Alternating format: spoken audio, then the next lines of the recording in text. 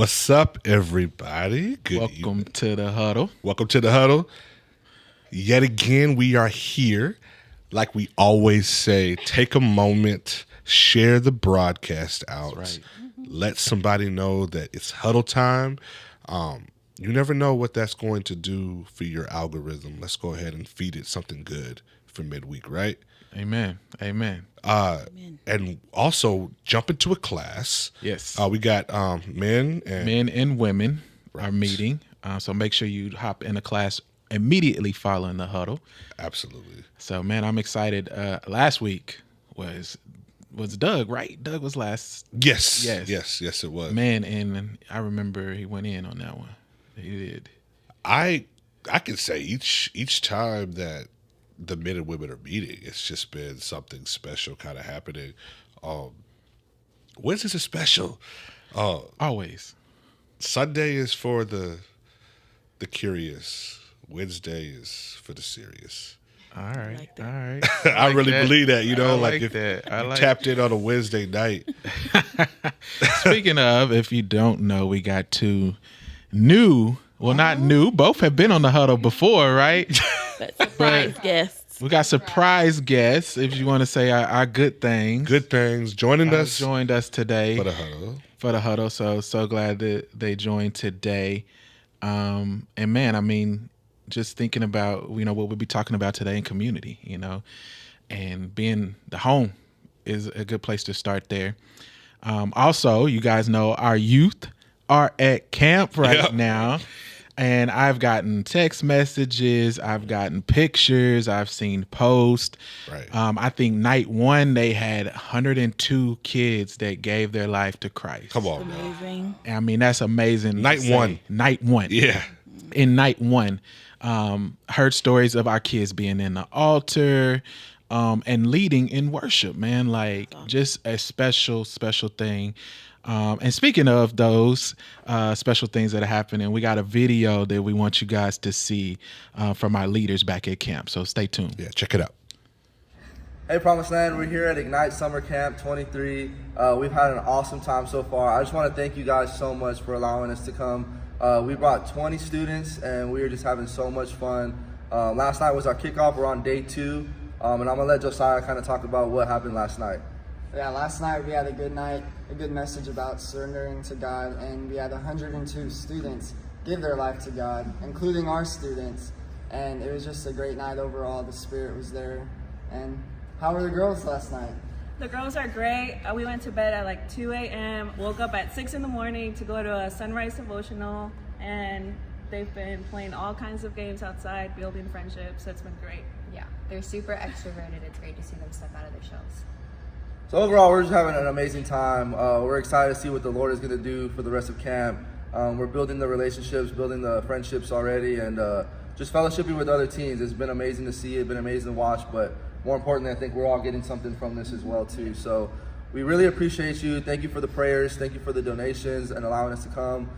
We can't wait to get back to church and just, set that fire. Thank you.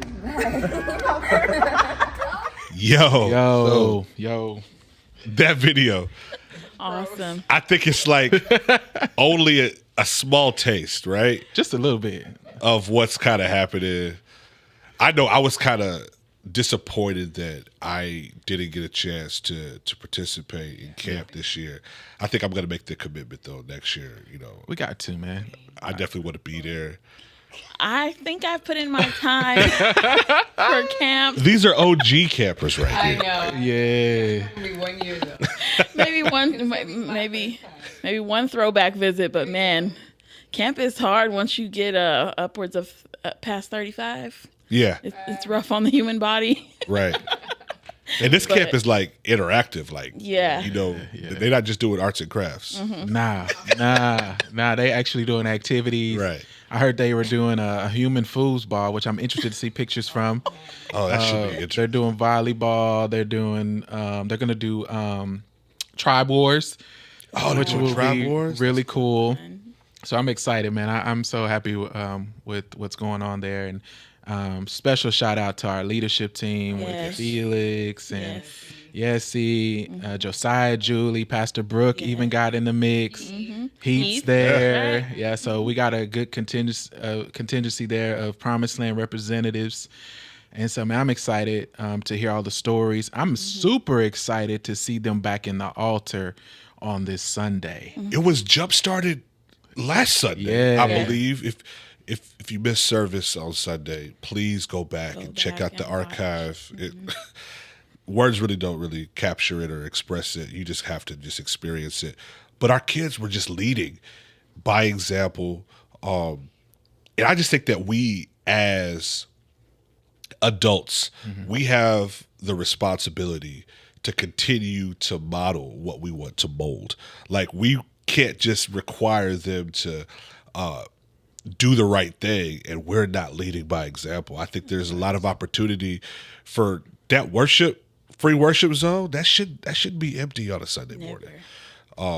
So I just encourage us as leaders. I'm talking to myself. Be out there, just be engaged, take your energy up as much as we possibly can, because we serve a God who deserves it. Amen. And with that being said, like, why do we need to do that? Because community is so important. Right. Why are our kids at camp? Because community is so important. That's true. Because they're going to take what they experienced at camp and infiltrate their schools, their homes, their neighborhoods. Like, it's contagious, right? If you're doing it right. Correct. I think it's so crucial for this group, man. Just seeing our younger teenagers and just how on fire they are and how just unrelenting to get to the altar. Like, you don't have to ask them, you don't have to prime them, you don't have to pump them. Like, it's just a habit that they go and they flood that altar. And then it's just not a one-time thing. This is something that we're seeing build in them each Sunday. There's more of them there. And it's even to the point of like, I love the conversation we had earlier today, that even ones who are their first time here or haven't been here in a while or coming back and visiting feel the need to follow that crowd, right? That's what that we're looking good for. peer pressure. Right. That's that good peer pressure. And it's building a culture and community of hunger. That's the word. Of hunger. That's the word, hunger, but also the word you said, it's the culture. Yeah. Like, it's a way of life where it's like, we don't just come to church and we're checking off a box.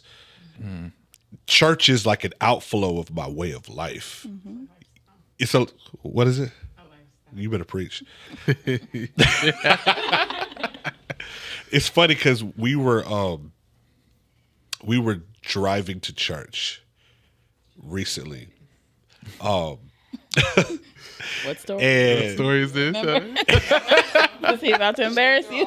no, nothing like that. But I remember Cammie, she made a comment to me. She was like, why do you always like listen to like sermons, or we always gotta listen to worship music on the way to church? We're going to church. So we're going to like do the things that we're like in the car doing, you know? I was like, that's a great question. And I said, I gave her this analogy of like, so just fast forward a little bit. Imagine you are getting picked up for a date, right? And you're prepared for the date, and he's going to come to the house, but he shows up to the house and the car is super dirty and super messy, and he just got off of work and he didn't shower and his clothes are really wrinkled and he doesn't really have a plan. Like I said, Mama's already shaking her head. Nah. There was no preparation taken into account before the date was taking place, right? And so you can kind of see where his priorities were. And so I said, we're coming to church and we have a date with the Most High.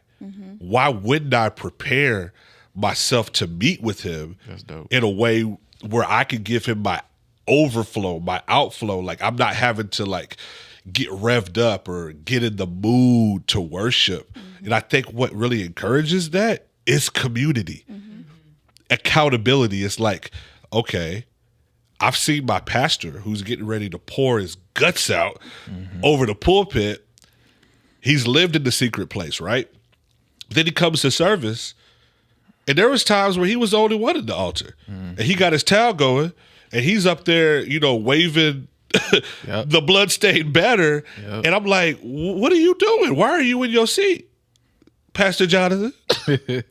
You know what I'm saying? It's like we have an obligation to like lead by. That's what leadership is, right? But I think that's easier when it's in community. Agreed. Yeah. What have you like seen? Like, I know you've always said like it takes a village, right? What have you seen with the power of community in your own experiences? Personally, I am that one that I need to be given permission to do things sometimes, especially things that are uncomfortable for me.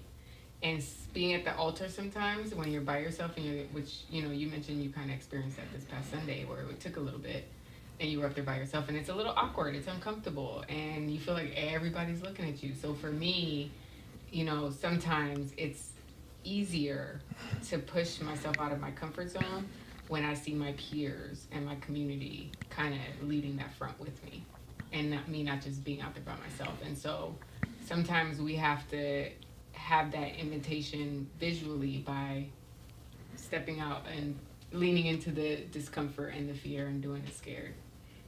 So community, I think, helps kind of soften that blow a little bit, or that feeling of discomfort or fear. Well, you can like learn together. And when you're at home, when you feel at home.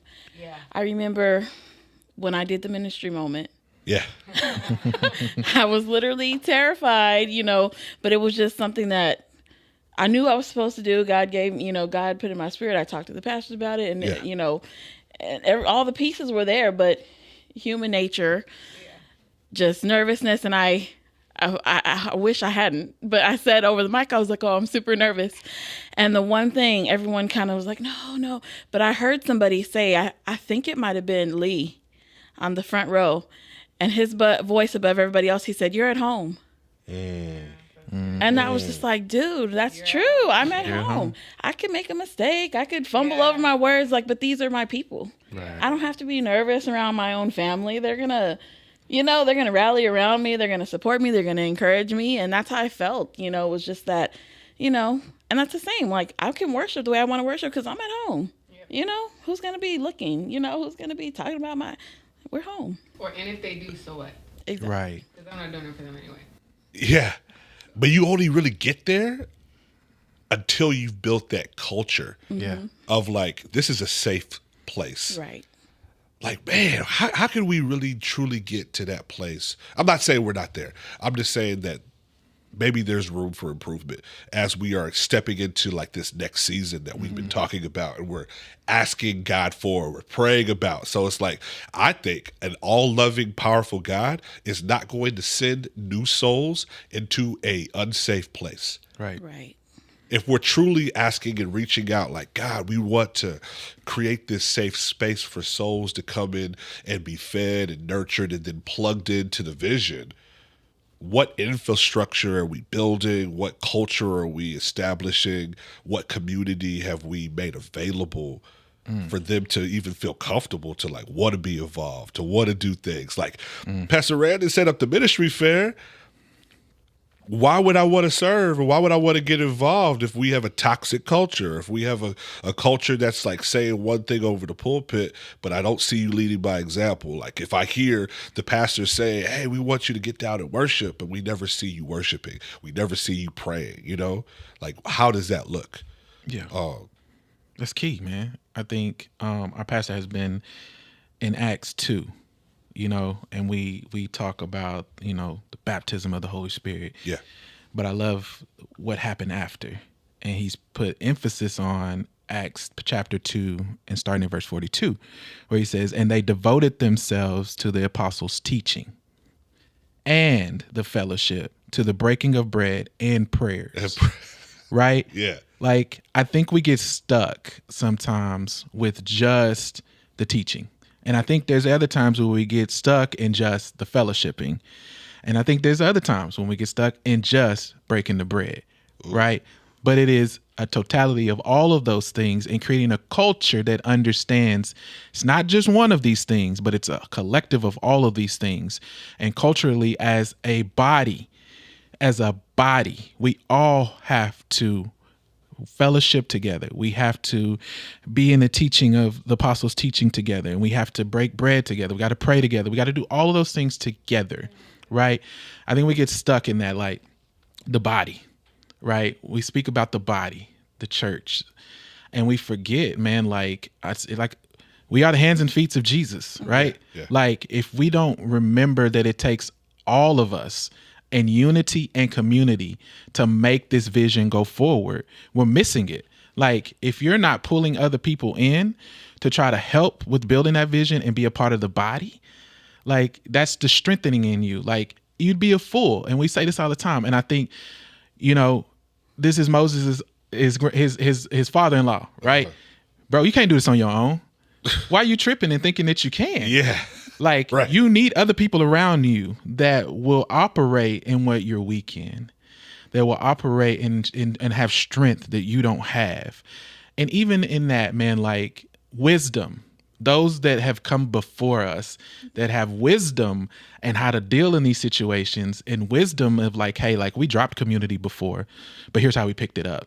And when community was lacking, like here's what we did to kind of get everybody back on board.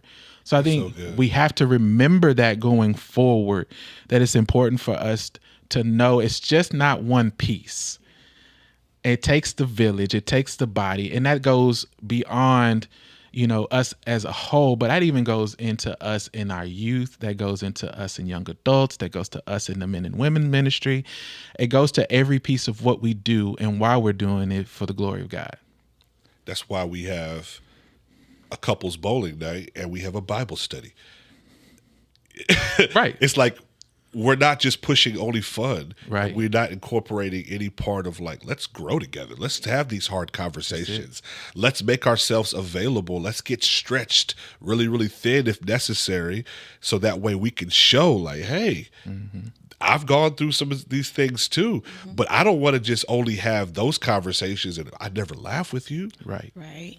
I never like cry with you. Like what happens when I'm in crisis mode and I haven't built a culture of trust where it's like, I can't share with you. I can't share. I don't know you. I don't know you. And that's kind of tough, but I think that's also where accountability comes in, where it's like we have the people in our lives where it's like, I see you not where you need to be at. And I love you so much that I'm going to pull you to the side in love and we go have a conversation. Exactly. And I've established a track record with you so well that before you even get to me, you know it's coming. You know it's coming.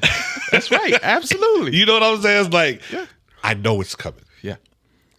That discipleship is what our pastor's been talking about. He said, not just in relationship, but in working relationships. All of us, our mission is working in the kingdom. So as we do life together, as we work in ministries together, as we have fun together, as we struggle together, as we strive together, in all of those areas that we're together, it's a working relationship in which we disciple. If I can't come to you and say, bro, hey, I'm struggling, or even to the point if I point something out to you, hey, bro, like last night, whenever you were talking about X, I don't know if you came at it the right way, right? Like if I can't do that with you and do it in love and do it in a manner that you understanding that my criticism is not towards you. Yeah. Right. Right. This is just what I was talking to our pastor about. Like there comes a point when we have to understand, we have to separate. There's a separation. There is, and for me, and what I'm learning in balance is there's my boss. Like I have a boss, I have a boss, right? And then I have my pastor, right? And there's different levels of that. I can't take offense when my boss comes to me with boss things, right? Just as much so, I can't take offense when my pastor comes to me with shepherd things and things I need to improve and grow on, right? Like you have to be able to understand what that is and understand that it's not to take offense in that, but we're building community, we're building the body, right? And we got to strengthen our muscles in that, right? To understand that what it's coming from and what it means for us as a team, even when it means for us as a church, what it means for us as a body. I love it. What have we been saying? We gotta tie ourselves to the vision. Yep. Amen. Amen. Say that again. Yes, Say it God. again. Say it You again. gotta tie yourself to the vision. That's right. Right. That's an action word. It is. That's not a passive Right. experience. Like you are like, I don't want to be a part of any type of organization that I'm having to drag Oh yeah. people to the vision. It's like, no, I want you to, hey, here's the ship is leaving. I'm hopping on though. Like I'm tying myself to wherever this is going because I believe in it. Right. And that's so good. That's so good, Pastor Randon, how you like really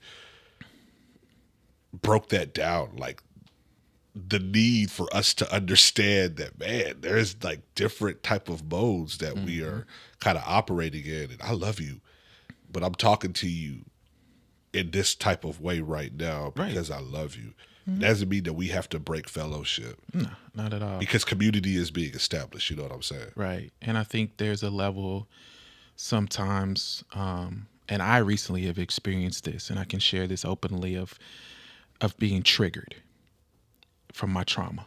Yeah. You know what I'm saying? So you could be giving me criticism, but because it's something that hurt me deep before, I'm not even hearing what you're saying because automatically I'm triggered and I have a trauma response and all my walls go up because I feel like I'm back in the place that I was before. Yeah. You know what I mean? And so there takes a level of healing in that we have to attain to. But I think also one of the things I'm learning in my life now is like, I know you. And I know when you come at me for whatever it may be, I know the man, I know the heart. Yeah. You know what I'm saying? I was just gonna say, bro, you literally like were in my mind. That outside of like being able to talk to each other in community and we also have to be able to adjust and mature in how we receive and listen from one another. So like if my husband is coming to me and he's coming to me as my husband, and I think about this when we're working together creatively, sometimes we can like bump heads a little bit. Yeah. Well, Because I'm very bossy is a good word. And very like opinionated. alpha female, very just black and white with like my opinions or thoughts. Yeah. And so sometimes I have to like, disarm him and tell him like, hey babe, I'm just coming from a creative standpoint. Wife, I'm not your friend, I'm just providing. But let me know what you need from me. If you're looking at me to just be a friend and provide that kind of feedback, then I can do that. But if you're looking for feedback from a creative standpoint, then that's going to be a little bit more black and white and just to the point. Yeah. And so as community, if you're coming to me as my brother, then those are the ears I'm going to turn on. But if you're coming to me as a pastor or as a ministry leader, then those are the ears that I'm going to turn on. Right. So that it can help us kind of know, I mean, offense is a choice no matter what. No matter Correct. what we see, Absolutely. right? And so we have to learn how to kind of adjust, like, okay, who am I receiving from right now? And recognizing those triggers that are going off in us, the little kids in us that are standing up in those moments and knowing to like, I love you said that. My brother said something to me when I was talking through this process with him about being triggered. He said, bro, you need to go and sit by yourself, pray. He said, but you need to get whatever you need to assure the little boy in you that he's safe. Yeah. And I said, you know what? Those little kids rise up all the time. And he's like, you need to make sure that little boy in you knows that he's safe. Yeah. We talked about this in therapy, like asking, who am I talking to right now? How old are you right now? Yeah. Right. Oh, wow. Yeah. How old do you feel right? And that's not to like talk down to you, but it's like you could be talking to the 12-year-old Jonathan. You could be. And real. I don't even know that's who's like responding right now. But you're able to do some of these type of critical, crucial conversations in community. Right. Come on, man. Like, and once you have built, because like we're talking about some like next level, like mature type of like ordeals, right? Like you're not just doing this on a Sunday sipper type of culture. Sunday sipper. You know what I mean? Like, but if you are like, man, I'm tied to this vision. I'm integrated in what's happening, and I'm committed to like understanding you and you understanding me. We've established community. We've established culture. So now, Being who you're telling me you are. correct. Showing me you are. Right. So even when Oh wow, the towel has been The thrown. towel has been thrown. Towel. So even when you say something that's a little hard to hear, I'm leaning into who I know and who you've shown me. Right, which we talk about in marriage. We too. talk about in I marriage, have too. to believe that he has my back 100%. He has my best interest at heart. So when he comes at me sideways, I have to be like, wait, this is the man that loves me. This is the man that has pledged his life to me. That we started using is, that landed on me a little rough. Mm. So I know you didn't mean it that way, but it landed a little. That's good. I don't like the way that felt. And that's not like throwing any stones in any direction. I'm not saying Right. that you shot me differently. Right. I'm saying the way it landed on me happened a little bit different. And we haven't even got there yet because we got to get ready to wrap up. We But do, that's but yeah. exactly how we are with God. It is. Absolutely. Got good. Yeah, It's got I know. good. It's just How got we good. are with God. Oh, man, we may have to do a part 2 to this. I think we have to, bro. We have to continue on and do a part 2 because this is big. I think this is where we are. I think this is what we got to push past now. And I think we have to be the example to do so because seeing everything that's happening at camp, the next behind us is watching us to see how we handle this. Yes. This is critical. Critical. It's critical, right? So critical. So let's be Man. Let's be the church, y'all. Yeah. Community. Amen. And with that being said, jump into class. Yes, make sure you jump in the class. Men and women, we love you guys. We out. Bye. See y'all next time.